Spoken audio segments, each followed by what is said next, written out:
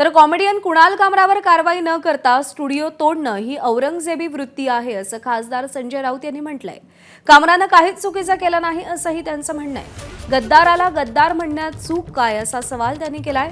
तसंच हॅबिटॅट क्लबमध्ये अनधिकृत बांधकाम झाल्याचा दावा असेल तर सर्व मंत्र्यांच्या बंगल्यातही अनधिकृत बांधकाम झालंय, तेही तोडा असं संजय राऊत म्हणाले।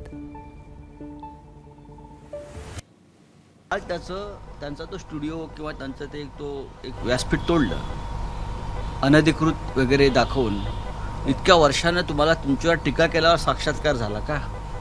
किती जी वास्तू आहे त्याच्यामध्ये काही बेकायदेशीर काम केलेलं आहे हे तुम्हाला काल समजलं?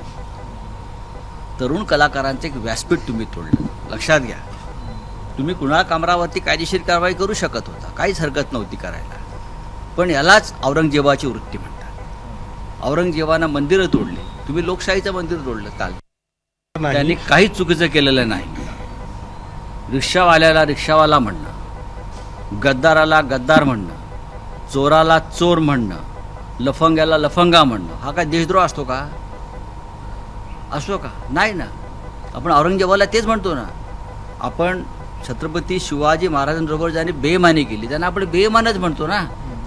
काय नवीन तुम्ही शब्दकोश निर्माण केला असेल महाराष्ट्रात या लोकांनी, तर तो नवीन शब्दकोश समोर आणावा। शब्द रत्नाकर नवीन त्यांनी निर्माण केला असेल तर तो शब्द रत्नाकर प्रसिद्ध करावा, त्यांनी करावा ना। आम्ही तो स्वीकार। जर तुम्हाला अनधिकृत बांधकामात तोडायचे असतील तर बुलडोझर मलबार हिलला फिरवा। सर्व मंत्र्यांच्या बंगल्यामध्ये 100% बेकायदेशीर कामं, एक्सटेन्शनची कामं झालेली आहेत आणि महापालिकेच्या परवानग्या न घेता अगदी वर्षा बंगल्यापासून महापालिकेने निरीक्षण करावं।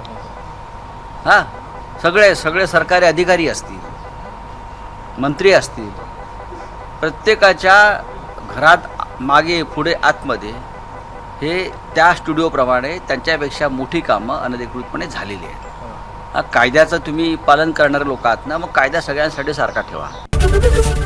एबीपी माझा, उघडा डोळे बघा नीट।